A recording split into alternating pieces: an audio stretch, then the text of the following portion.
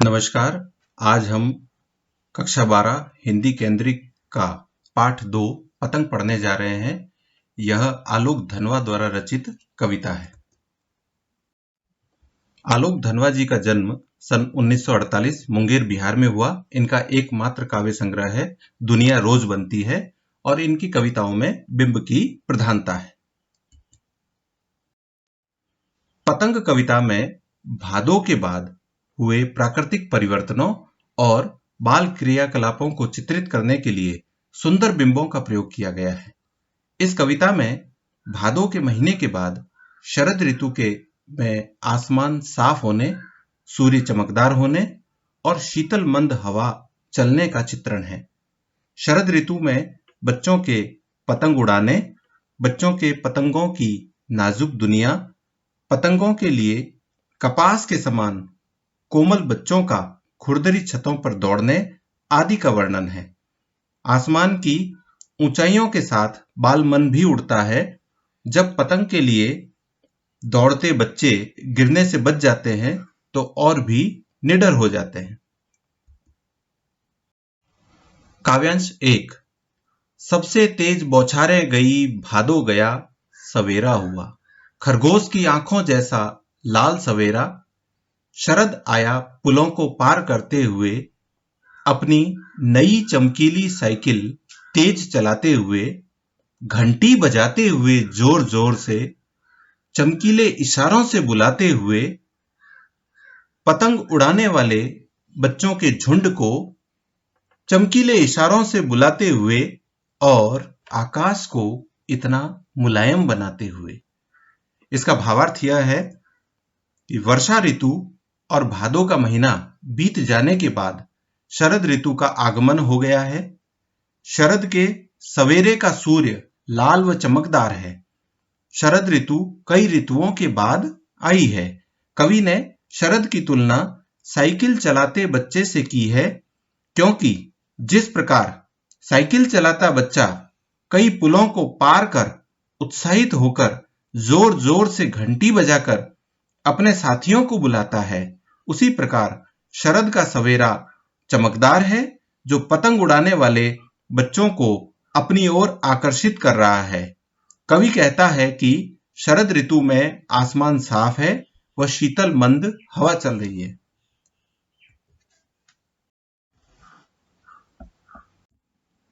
काव्यांश 2।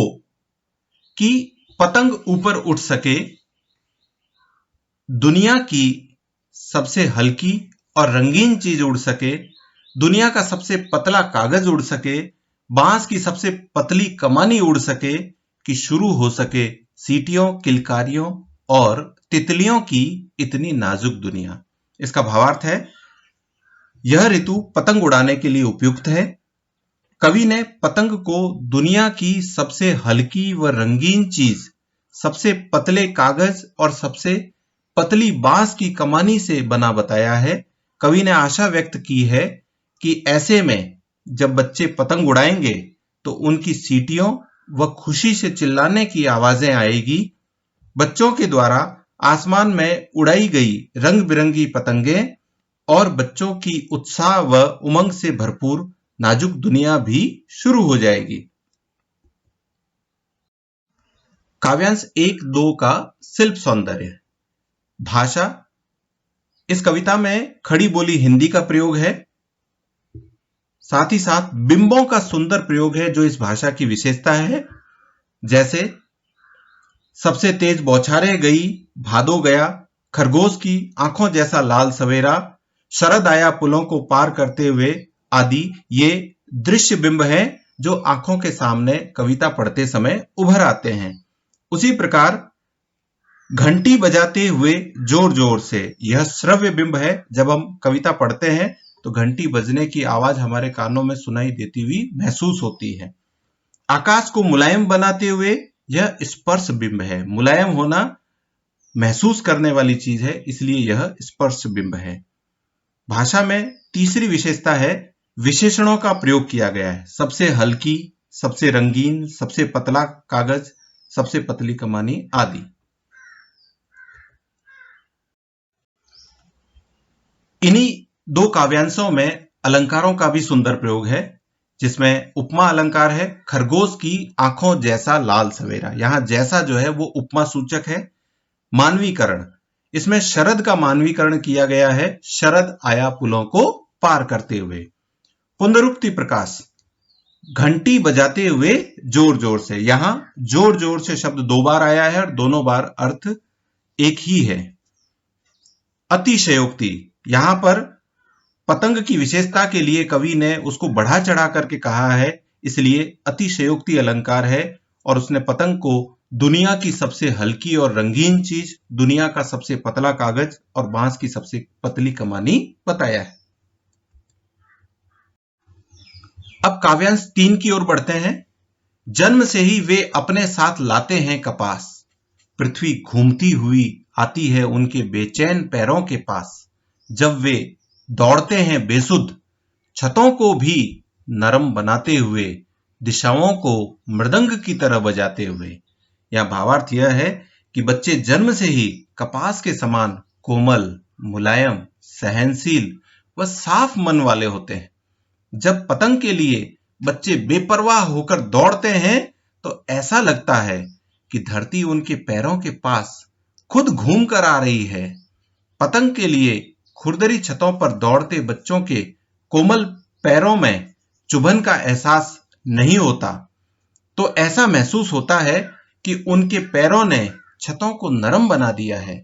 खुरदरी छतों पर दौड़ते बच्चों के पैरों की आवाज जब सभी दिशाओं में गूंजती है तो ऐसा लगता है कि मृदंग या ढोल नगाड़े बज रहे हैं। अब काव्यांश 4 की बारी है। जब वे पैंग भरते हुए चले आते हैं, पैंग यानी झूला झूलते, जब वे पैंग भरते हुए चले आते हैं, डाल की तरह लचीले वेग से अक्सर छतों के खतरनाक किनारों तक, उस समय गिरने से बचाता है उन्हें सिर्फ उनके ही रोमांचित शरीर का संगीत। पतंगों की धड़कती ऊंचाइयां उन्हें थाम लेती है महज एक धागे के सहारे। पतंगों के साथ साथ वे भी उड़ रहे हैं अपने रंध्रों के सहारे। रंध्रों का मतलब आंखों से है। भावार्थ यह है, जब बच्चे झूले और पेड़ की लचीली डाल के समान छतों पर दौड़ते हैं तो उन्हें उनका उत्साह, रोमांच व लचीलापन छतों के खतरनाक किनारों से गिरने से बचाता है। ऊंची उड़ती हुई पतंग से बच्चा केवल एक धागे के सहारे जुड़ा रहता है, परंतु उड़ती पतंग से उसकी धड़कन बढ़ जाती है। जब बच्चा अपनी पतंग को ऊंचे आसमान में उड़ता देखता है तो वह भी अपने आप को उतना ही ऊंचा उड़ता हुआ महसूस करता है। अंतिम काव्यांश है काव्यांश 5।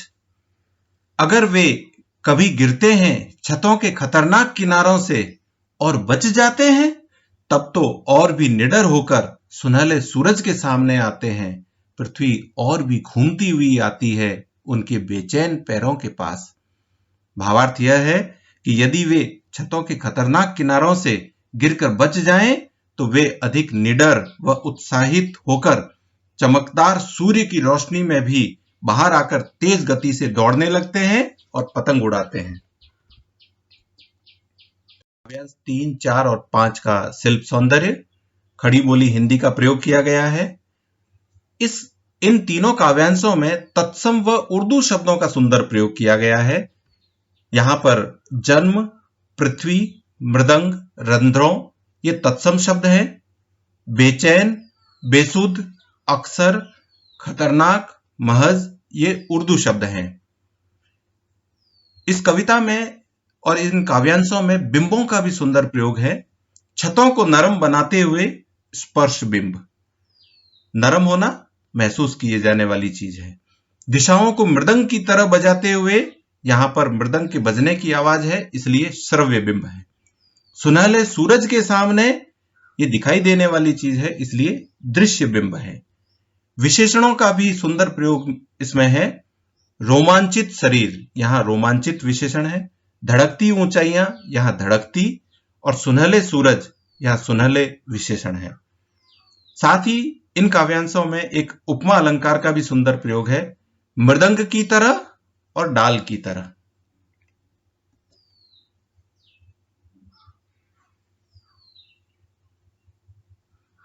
है यह आपको सामग्री पसंद आई होगी और आपको इससे लाभ मिला होगा। हमारे YouTube चैनल हिंदी अध्ययन को लाइक, सब्सक्राइब और शेयर करें। साथ ही साथ बेल आइकन पर भी प्रेस करना न भूलें। धन्यवाद।